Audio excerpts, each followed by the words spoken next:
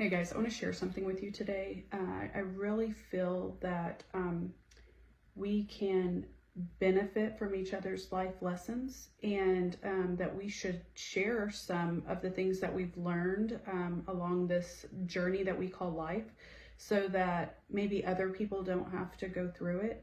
And I've been through some shit in my life. I mean, no joke. And I've made it through it. I'm resilient.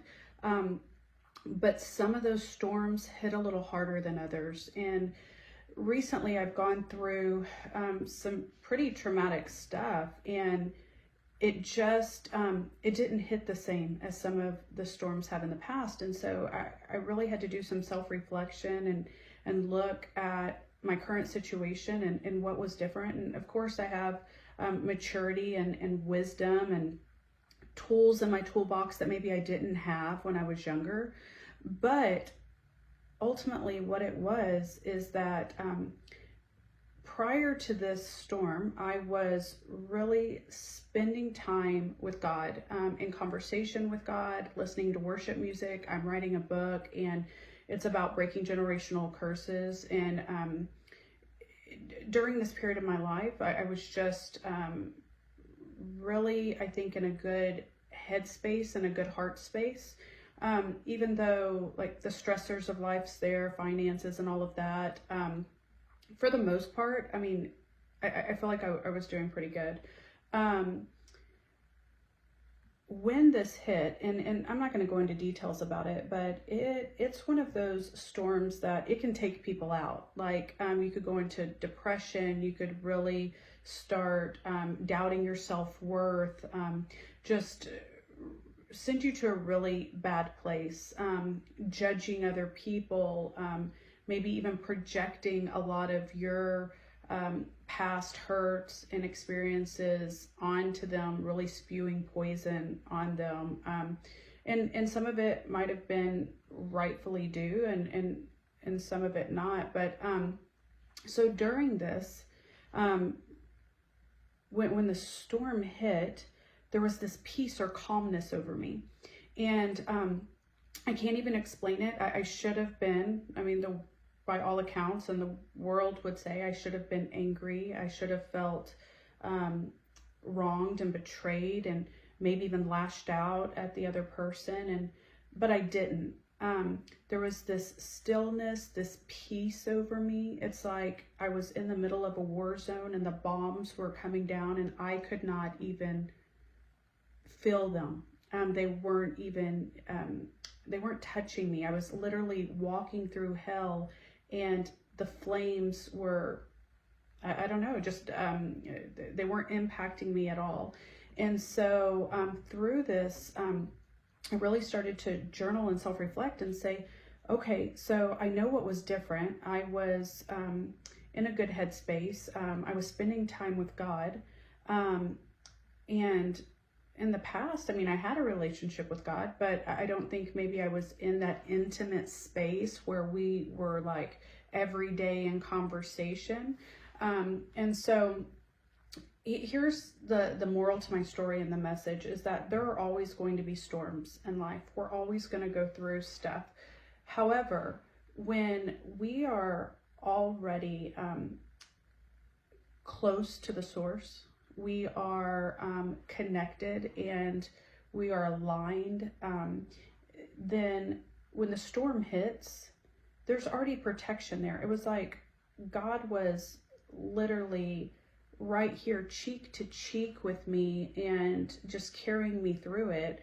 Versus in the past, you know, I'm crying out to him like, hey God, the storm hit, you know, and he's like, I'm on my way. And he's running over there trying to protect me as you know, the bombs are coming down, and the waves and all of the stuff. And so I encourage you to, one, to make space for God, to really spend time with him.